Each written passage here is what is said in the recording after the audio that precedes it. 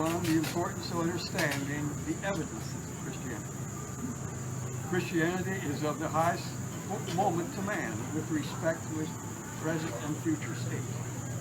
By the truth and moral excellence of its doctrines, it is adopted to enlighten the understanding and purify the heart. The intellectual powers of man, illuminated by its radiance, are enlarged and enabled to form just and grand ideas of God and his works. Error and ignorance are dispersed before it. Truth appears in a pleasing light, and knowledge and wisdom. Knowledge and wisdom flourish under its happy influence. The awful sanctions with which it is armed put a powerful check on the violence of passion and raise a strong barrier against vice, softening the rugged and savage nature of man.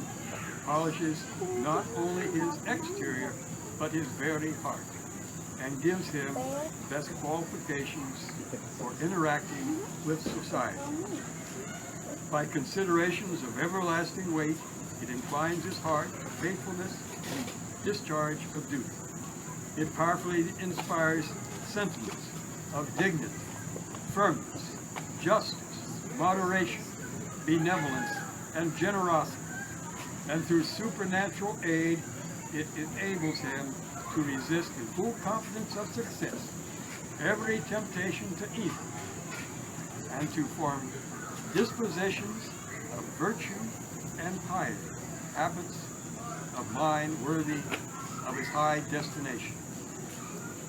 The Christian religion has such a powerful and happy influence on the minds and passions of mankind, must be properly calculated to moderate the circumstances of human society, to establish order and harmony, and to promote both private and public happiness.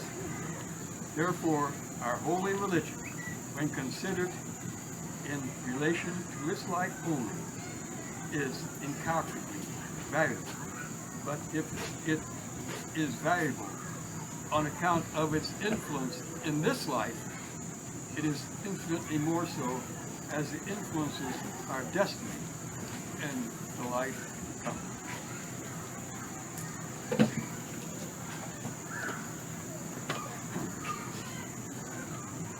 The importance of understanding these evidences is no less obvious from the evils arising from ignorance with respect to the truth of the Christian religion. How often has Christian a friend without an advocate able to defend it? How many real Christians are not able to give the grounds of the truth, the reasons of the faith, the evidences of the authenticity of the gospel? People are evidently ignorant of its doctrine and the arguments which establish its divinity.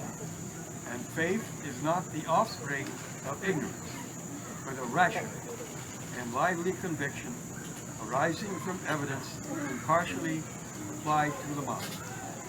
Hence, it is that we are generally so much more affected with the gross objects of sense than with the pure and spiritual doctrines of the gospel. Neither the acquisition of Christian knowledge nor the practice of Christian virtues is our favorable and fashionable pursuit. Worldly pleasures, riches, and honors make deep and lasting impressions on our hearts, and yielding reason to the blind impulse of passion. Inflamed with these objects, we engage in worldly pursuits with an ardor worthy of better things. Thus we labor for the trifles of a day and neglect the concerns of eternity.